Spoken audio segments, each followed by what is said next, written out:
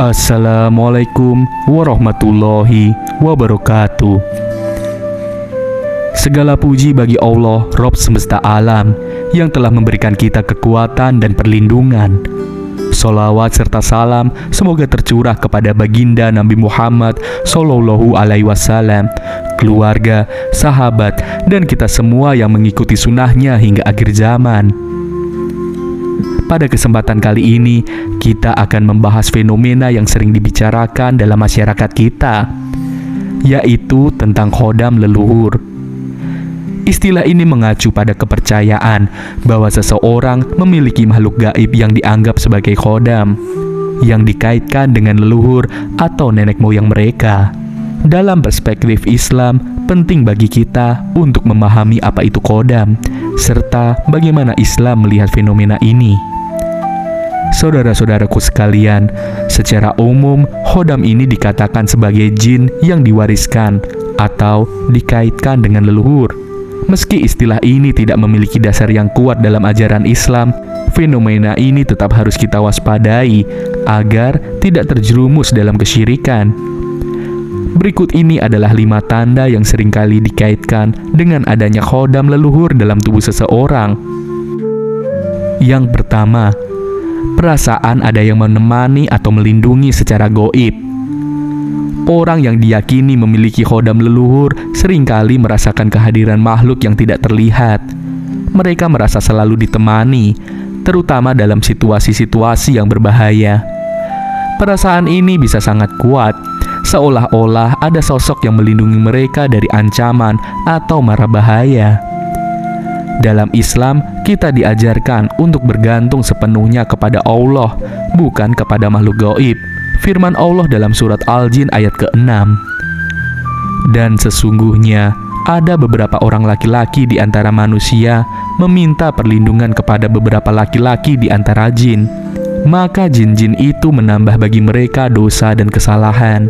Quran surat Al-Jin ayat ke-6. Yang kedua, kemampuan melakukan hal-hal aneh dan luar biasa. Tanda lainnya adalah kemampuan melakukan hal-hal yang di luar kemampuan manusia biasa.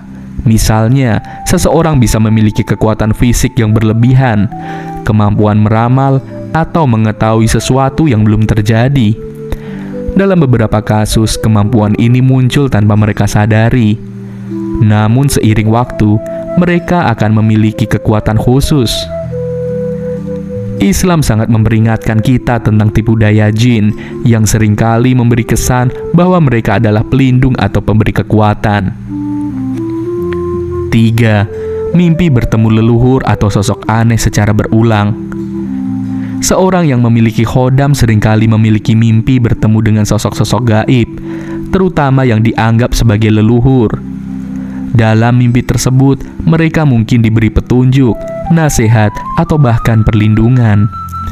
Mimpi seperti ini bisa sangat nyata dan berulang-ulang. Namun, Islam mengajarkan agar kita tidak bergantung pada mimpi untuk mencari petunjuk kehidupan.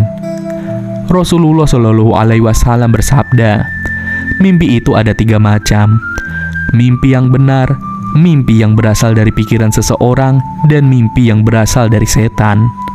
Hadis riwayat Muslim. Tanda yang keempat, perubahan suasana hati tanpa sebab yang jelas. Orang yang diduga memiliki khodam leluhur seringkali mengalami perubahan suasana hati yang drastis tanpa alasan yang jelas. Mereka mungkin tiba-tiba merasa sangat marah, sedih, ataupun takut tanpa adanya pemicu yang nyata.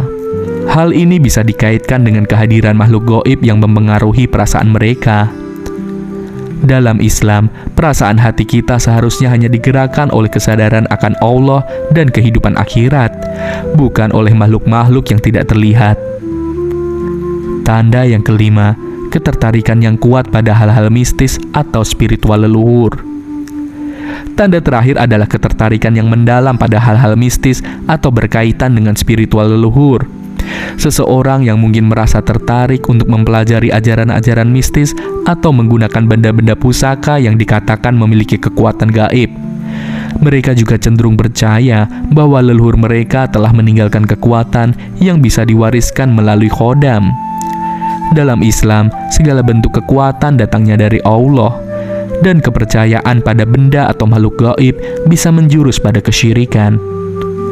Bagaimana Islam melihat khodam dan jin? Saudara-saudaraku sekalian, dalam Islam hanya Allah yang memiliki kuasa penuh atas segala sesuatu. Bergantung kepada makhluk, baik itu jin, khodam, ataupun yang lainnya, termasuk dalam kategori syirik yang harus dihindari. Allah Subhanahu wa Ta'ala berfirman dalam surat Al-Baqarah ayat 165, "Dan di antara manusia ada orang-orang yang menyembah tandingan-tandingan selain Allah. Mereka mencintainya sebagaimana mereka mencintai Allah. Adapun orang-orang yang beriman amat sangat cintanya kepada Allah." Quran surat Al-Baqarah ayat 165.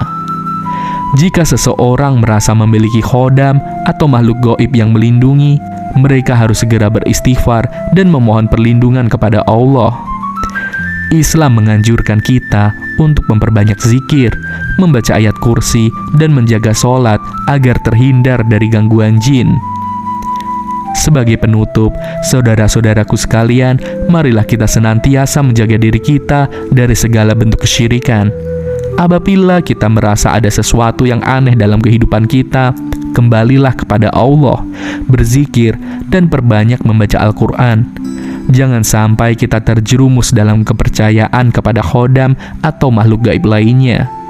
Segala perlindungan hanya datang dari Allah Subhanahu wa Ta'ala. Semoga ceramah ini bisa menjadi pengingat bagi kita semua. Amin ya robbal alamin. Wassalamualaikum warahmatullahi wabarakatuh.